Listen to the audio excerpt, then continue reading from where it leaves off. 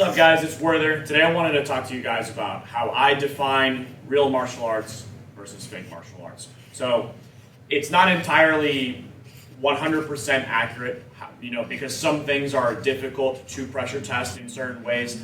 But generally speaking, the way I would say real martial arts are differentiated from fake martial arts is whether they pressure test their techniques. So pressure testing you could normally call sparring, for both grappling and striking based martial arts. So in my opinion, Sambo, boxing, Muay Thai, Jiu-Jitsu, wrestling, Judo, these are all real martial arts. They all pressure test, they all spar.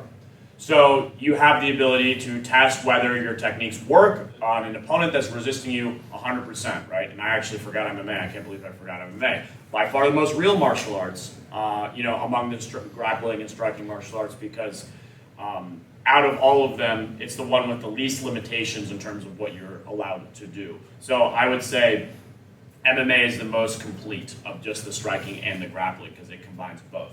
Now, there's also firearms training, right? So that's kind of the triad of self-defense, is the grappling, the striking, and the firearms training. And eventually, you should have all three. Now, it's perfectly fine, when you start out to only do one, and then work your way into the other two categories. You may start off with boxing, then you may move on to some jiu-jitsu, then you may do some firearms training. You might be doing a couple of them simultaneously. You might be doing all three simultaneously, which is tough, but some people do it. But eventually that's the goal, guys. You want to be completely well-rounded as a martial artist. You want to have a little bit of expertise in all three of those categories. Of course, you can have one area that you specialize in and you're really good in, but you should ultimately train in all three.